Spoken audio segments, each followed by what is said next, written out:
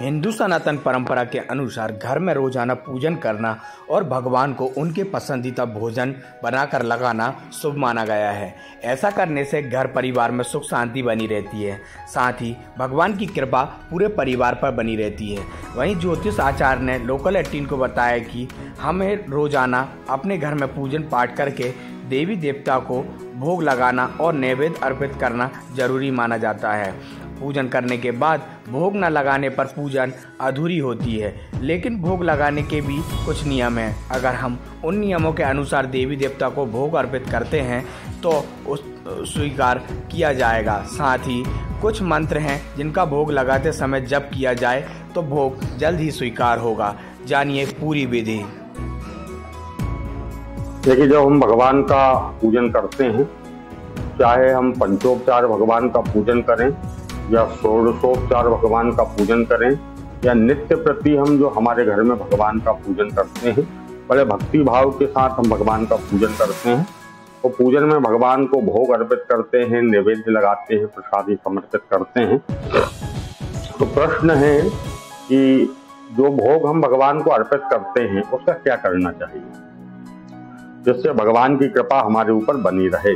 तो भगवान का आभार प्रकट करने के लिए भगवान ने जो कुछ भी संसार में हमको दिया है उसके लिए हम भगवान का पूजन करते हैं। और सनातन धर्म में नियमित भगवान का पूजन करने से हमारे जीवन में, हमारे घर में सुख शांति समृद्धि की हमको प्राप्ति होती है। और नियमित घर में भगवान का पूजन होने से पूरे घर में एक सकारात्मक ऊर्जा का प्रभाव होता है। तो पूजन में कुछ बातों का हमको विशेष रूप से ध्यान रखना चाहिए जिससे कि ईश्वर की कृपा बनी रहे और सुख शांति हमको प्राप्त हो, शुभ परिणाम हमको प्राप्त हो। तो इसी तारतम्य में हम भगवान के निवेद्य भोग या प्रसादी की हम यहाँ चर्चा करते हैं। तो भगवान को जब हम भोग समर्पित करते हैं तो भगवान का भोग हमको ना तो तुरंत हटाना चाहिए और ना ही ज्यादा देर तक हमको वहां प्रसाद रखे रहना चाहिए। गणेश जी को यदि हम भोग समर्पित कर रहे हैं तो गणेश जी के भोग में थोड़ी सी दूबा रख देना चाहिए।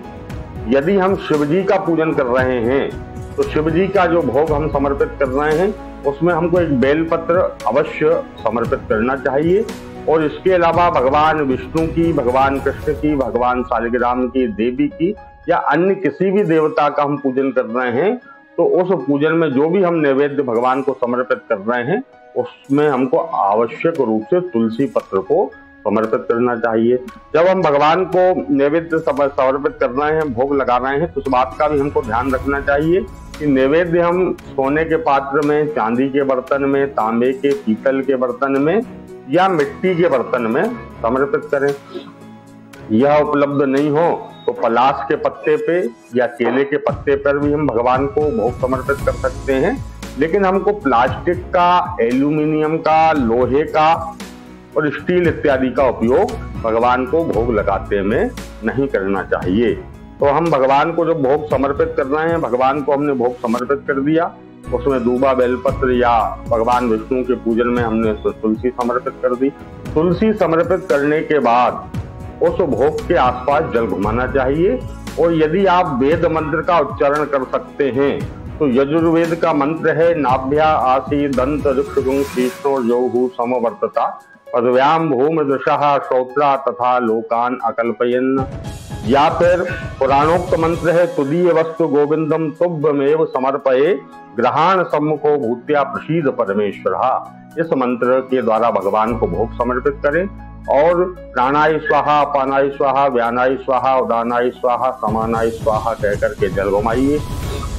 धैनु मुद्रा समर्पित करें, विरास मुद्रा भगवान को प्रदर्शित करें और परमात्मा से उस भोग को ग्रहण करने की प्रार्थना करें। भगवान प्रत्यक्ष रूप में उस प्रसाद को ग्रहण नहीं करते हैं, लेकिन भाव के भूखे हैं भगवान।